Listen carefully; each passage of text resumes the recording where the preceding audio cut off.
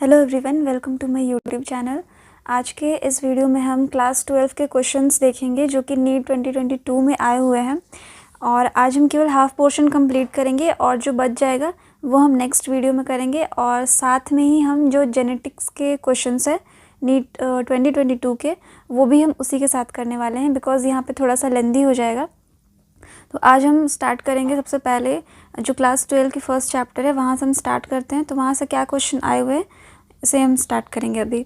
So first question यहाँ पे हमारा है, identify the asexual reproductive structure associated with Penicillium. तो पेनिसिलियम जो कि एक फंजाई होता है, इसका हमें एसेक्सुअल रिप्रोडक्टिव स्ट्रक्चर बताना है। तो पेनिसिलियम जो कि एक फंजाई है, तो इसमें ये कोनिडिया को रिप्रेजेंट करेगा।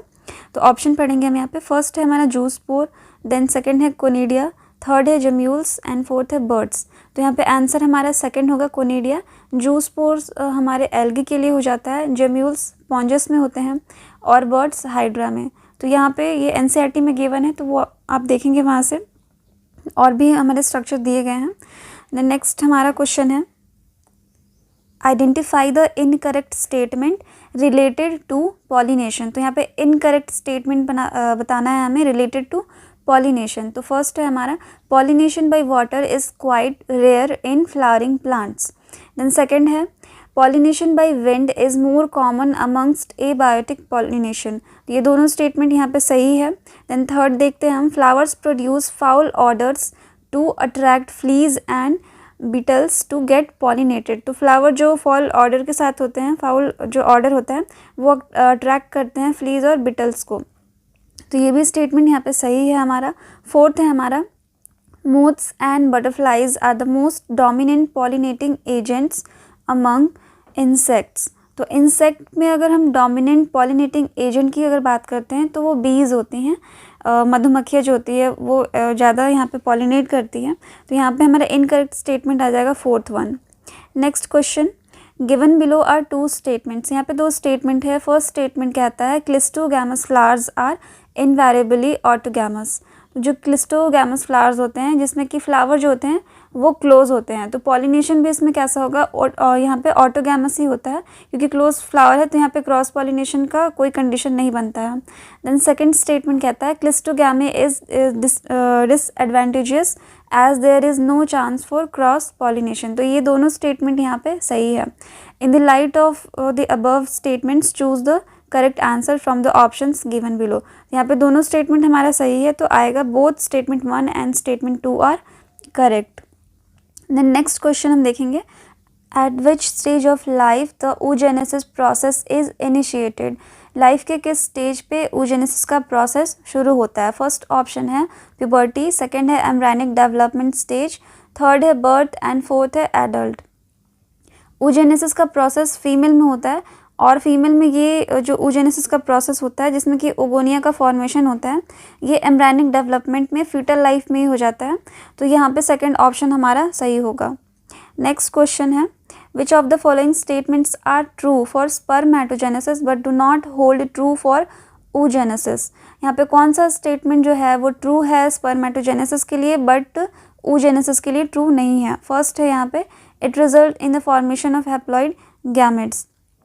देन सेकेंड है, differentiation of gamete occurs after the completion of meiosis. यहाँ पे ये रॉन्ग होगा, oogenesis में यहाँ पे इसके लिए रॉन्ग हो जाएगा। देन सी है हमारा, meiosis occurs continuously in a mitotically dividing stem cell population. ये भी स्टेटमेंट रॉन्ग होगा। देन डी है, it is controlled by the luteinising hormone LH and follicle stimulating hormone FSH secreted by the anterior pituitary। Then E है, it is initiated at puberty. ये भी statement wrong होगा, puberty में नहीं होता है, एम्ब्रायनिक स्टेज में होता है। हमारा जो लास्ट क्वेश्चन था उसमें ये दिया हुआ था, तो यहाँ पे हमारा करेक्ट आ जाएगा बी, सी और ई, जो कि हमारे oogenesis के लिए ट्रू नहीं है। नेक्स्ट क्वेश्चन देखेंगे, given below are two statements. तो यहाँ पे स्टेटमेंट वाले क्वेश्चन ज़्यादा हैं। तो स्टेटमेंट 1 कहता है, the release of sperms into the seminiferous tubules is called spermiation. ये स्टेटमेंट सही होगा हमारा। और स्टेटमेंट 2 कहता है, spermiogenesis is the process of formation of sperms from spermatogonia. यहाँ पे ध्यान देंगे, यहाँ पे स्पर्म्योजेनेसिस कह रहा है, तो स्पर्म्योजेनेसिस में क्या होता है कि जो स्पर्मेटिड्स होते हैं, स्पर्मेटिड से स्पर्मेटोजोआ जो बनते हैं, उस प्रोसेस को हम कहते हैं स्पर्मियोजेनेसिस। तो यहाँ पे सेकंड स्टेटमेंट हमारा रॉन्ग है। तो यहाँ पे थर्ड ऑप्शन हमारे लिए सही आएगा, statement 1 is correct but statement 2 is incorrect. Next question देखेंगे, Lippes loop is a type of contraceptive used as. जो लिपेज लूप होता है ये कॉन्ट्रासेप्टिव की तरह यूज़ होता है एज। फर्स्ट है सर्विकल बैरियर, सेकंड है वॉल्ट बैरियर, थर्ड है non medicated IUD and fourth है कॉपर रिलीजिंग आईयूडी। तो यहाँ पे थर्ड ऑप्शन सही होगा, जो लिपेज लूप होते हैं ये नॉन मेडिकेटेड आईयूडी होते हैं। नेक्स्ट यहाँ पे मैच करना है हमें, तो डायफ्राम है first, then contraceptive pills, intrauterine devices and lactational amenorrhea. यहाँ पे डायफ्राम की अगर बात करते हैं तो यहाँ पे हो जाएगा they cover the cervix blocking the entry of sperm. तो स्पर्म की एंट्री को ब्लॉक करने के लिए डायफ्राम का यूज़ होता है। देन है बी कॉन्ट्रासेप्टिव पिल्स, जो पिल्स आती हैं कॉन्ट्रासेप्टिव वो इनिबिट करती है ओव्यूलेशन एंड इम्प्लांटेशन को, तो इसका बी का हमारा फर्स्ट हो जाएगा। और फिर सी हम देखते हैं इंट्रा यूटेराइन डिवाइस आईयूडी, ये क्या करते हैं, increase phagocytosis of sperm with in uterus. तो यूट्रस में ये स्पर्म का फैगोसाइटोसिस को इंक्रीज करने में हेल्प करते हैं। और लास्ट है हमारा D lactational amenorrhea. Lactational amenorrhea delivery के बाद का जो पीरियड होता है जिसमें कि ओव्यूलेशन और मेंस्ट्रुअल साइकिल एब्सेंस इसमें हम देखते हैं। तो यहाँ पर डी का हमारा थर्ड हो जाएगा। तो सेकंड ऑप्शन यहाँ पे सही आएगा हमारा, ए का 4, देन बी का 1, सी का 2 और डी का 3। देन नेक्स्ट क्वेश्चन है, गिवन बिलो आर 2 स्टेटमेंट्स। तो यहाँ पे 2 स्टेटमेंट दिए गए हैं। फर्स्ट स्टेटमेंट है auto immune disorder is a condition where body defence mechanism recognises its own cells as foreign bodies. तो ऑटो इम्यून डिसऑर्डर में यही होता है कि हमारा खुद का जो डिफेंस सिस्टम है वो हमारे सेल को फॉरेन बॉडी समझ के हार्म पहुंचाता है। और सेकंड स्टेटमेंट है rheumatoid arthritis is a condition where body does not attack self cells. Statement 2 यहाँ पे गलत होगा क्योंकि जो रिमेटॉइड आर्थराइटिस होता है ये हमारे ऑटो इम्यून डिसऑर्डर का ही एग्जाम्पल है।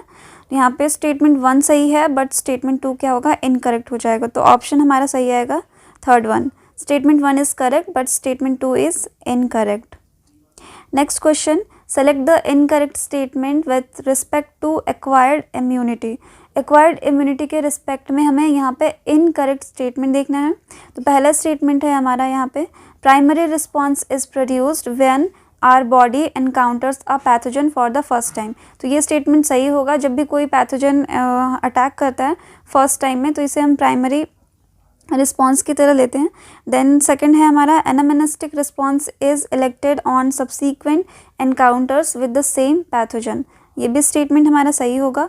थर्ड है anamnestic response is due to memory of first encounter, ये स्टेटमेंट भी हमारा सही है। और फोर्थ है हमारा acquired immunity is non specific type of defence present at the time of birth. ये रॉन्ग होगा क्योंकि एक्वायर्ड इम्यूनिटी बर्थ के साथ नहीं होता है। तो यहाँ पे ये नॉन स्पेसिफिक भी नहीं होगा क्योंकि ये पैथोजन स्पेसिफिक हो जाते हैं और ये बर्थ के टाइम से ही प्रेजेंट नहीं होते हैं। तो फोर्थ हमारे यहाँ पे आंसर होगा हमारा।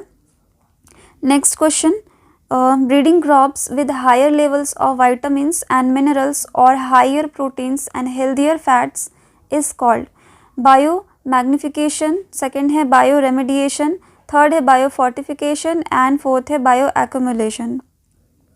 जो भी ब्रीडिंग क्रॉप उगाए जाते हैं उसके न्यूट्रिशनल वैल्यू को इन्हांस करने के लिए जो प्रोसेस हम अपनाते हैं उसे बायो फोर्टिफिकेशन कहते हैं। तो थर्ड ऑप्शन यहाँ पे हमारा सही है। नेक्स्ट है identify the microorganism which is responsible for the production of an immunosuppressive molecule cyclosporin A. Cyclosporin A जो होता है हमारा ये एक इम्यूनोसप्रेसिव होता है, जैसे कि ऑर्गन ट्रांसप्लांट वगैरह किए जाते हैं तो उसमें ये यूज़ किया जाता है। तो ये किससे हमें मिलेगा, फर्स्ट है हमारा ट्राइकोडर्मा पॉलीस्पोरम, सेकंड है क्लोस्ट्रीडियम ब्यूटालिकम, देन थर्ड है एस्परजिलस नाइजर एंड फोर्थ है स्ट्रेप्टोकोकस सेरेवेसी। तो यहाँ पे फर्स्ट हमारा आंसर आएगा ट्राइकोडर्मा पॉलीस्पोरम जो कि एक फंगस होता है। नेक्स्ट क्वेश्चन हम देखते हैं, given below are 2 statements, one is labelled as assertion A and the other is labelled as reason R. तो ये क्वेश्चन हमारा असर्शन रीजन है। तो असर्शन कहता है polymerase chain reaction is used in DNA amplification. ये सही स्टेटमेंट है हमारा assertion.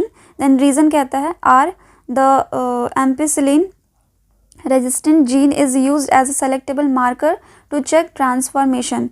In the light of the above statements, choose the correct answer from the option given below. तो assertion भी हमारा यहाँ पे सही होगा, reason भी सही है, बट ये correct explanation नहीं होगा। तो यहाँ पे हमारा option आ जाएगा both A and R are correct, but R is not the correct explanation of A.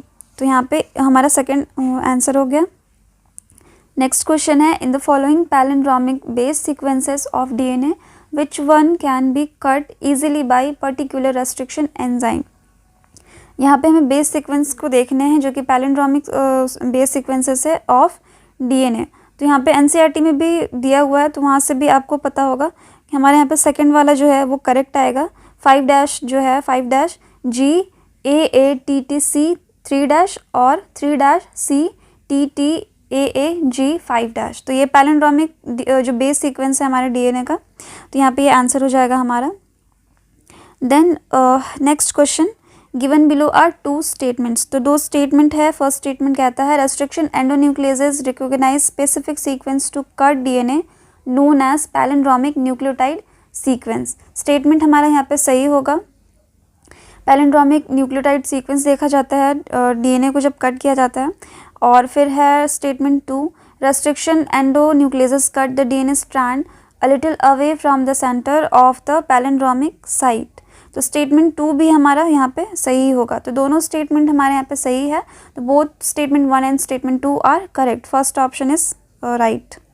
Next question, which of the following is not a desirable feature of a cloning vector. Cloning vector का यहाँ पे कौन सा feature जो है वो desirable नहीं होगा। फर्स्ट है presence of origin of replication, second है presence of a marker gene, then third है presence of single restriction enzyme site, and fourth है presence of 2 or more recognition site.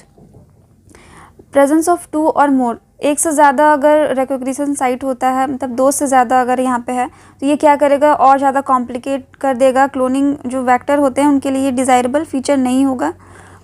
तो यहाँ पे हमारा फोर्थ जो है ये सही होगा आंसर हमारा। Then next question, in gene therapy of adenosine deaminases ADA deficiency, the patient requires periodic infusion of genetically engineered lymphocytes because जो ADA डिफिशियंसी जो हमारी यहाँ पे होती है, जिन थेरेपी जब की जाती है किसी भी पेशेंट को, अगर रिक्वायरमेंट होती है इसकी, तो पीरियडिक इन्फ्यूजन किया जाता है लिम्फोसाइट का, जो कि जेनेटिकली इंजीनियर्ड जो कि तैयार किया जाता है इस लिम्फोसाइट को। तो इसका रिक्वायरमेंट इसलिए होती है क्योंकि जो सेल होते हैं वो इमॉर्टल सेल नहीं होते हैं, वो लाइफ लॉन्ग आपके साथ नहीं रह सकते हैं, तो इसके लिए हमें बार बार इसे देना पड़ता है। तो फर्स्ट यहाँ पे स्टेटमेंट है, retroviral vector is introduced into these lymphocytes. Then second है, gene isolated from marrow cells producing ADA is introduced into cells at embryonic stages. Then third है, lymphocytes from patient's blood are grown in culture outside the body. And fourth है, genetically engineered lymphocytes are not immortal cells. तो fourth हमारा यहाँ पे सही होगा। Then हमारा next question है, statements related to human insulin are given below. तो human insulin से related यहाँ पे statement दिए गए हैं। Which statement is are correct about genetically engineered insulin. तो यहाँ पे जेनेटिकली इंजीनियर्ड इंसुलिन जो होता है उसके लिए कौन सा स्टेटमेंट यहाँ पे करेक्ट आएगा। तो फर्स्ट हम देखते हैं, pro hormone insulin contain extra stretch of C peptide. तो प्रो हार्मोन इंसुलिन जो होता है, ह्यूमन इंसुलिन की बात करते हैं अगर, तो उसमें एक एक्स्ट्रा स्ट्रेच होता है सी पेप्टाइड का, जो कि प्रो हार्मोन होता है, और बाद में ये मेच्योर होने के बाद से रिमूव हो जाता है। देन बी है, A peptide and B peptide chains of insulin were produced separately in E coli extracted and combined by creating disulfide bond between them। जो तैयार किए जाते हैं जेनेटिकली इंजीनियर्ड इंसुलिन, उसमें 2 ये पेप्टाइड चेन बनाए जाते हैं, ए चेन और बी चेन, और फिर से इसे सेपरेटली क्या किया जाता है, फिर इसे एक्सट्रैक्ट करके इसमें डाइसल्फाइड जो बॉन्ड होते हैं वो तैयार किया जाता है, ताकि दोनों जो चेन है वो आपस में जुड़ जाए। देन सी है, insulin used for treatment of diabetes was extracted from kettles and pigs. तो ये पहले किया जाता था और बट अभी नहीं है ऐसा। देन डी है pro hormone insulin needs to be processed for converting into a mature and functional hormone. तो प्रो हार्मोन जो इंसुलिन होते हैं इसमें ऐसा नहीं किया जाता है कि उसे कन्वर्ट करने के लिए मैच्योर में और फंक्शनल बनाने के लिए इसे अलग से ज़रूरत पड़ती है। देन ई है some patients develop allergic reactions to the foreign insulin. तो केवल अगर बात करते हैं जेनेटिकली इंजीनियर्ड इंसुलिन की तो यहाँ पे बी हमारा केवल सही होगा, क्योंकि इसमें ए पेप्टाइड और बी पेप्टाइड जो चेन होते हैं ये अलग से बनाए जाते हैं और फिर डाइसल्फाइड बॉन्ड का यहाँ पे फॉर्मेशन किया जाता है। तो यहाँ पे सेकंड हमारा सही होगा बी ओनली। तो यहाँ पे हमारे क्वेश्चन जो है बायोटेक्नोलॉजी तक वो कंप्लीट होते हैं, और बीच में मैंने जेनेटिक्स के जो क्वेश्चन है वो मैंने यहाँ पे नहीं लिया था, वो हम नेक्स्ट वाली वीडियो में करेंगे, और जो रिमेनिंग पोर्शन है वो भी हम अपने अगले वाले वीडियो में कंप्लीट करेंगे। तो आई होप कि ये जो वीडियो है आपके लिए हेल्पफुल रहा हो। So thanks for watching, thank you.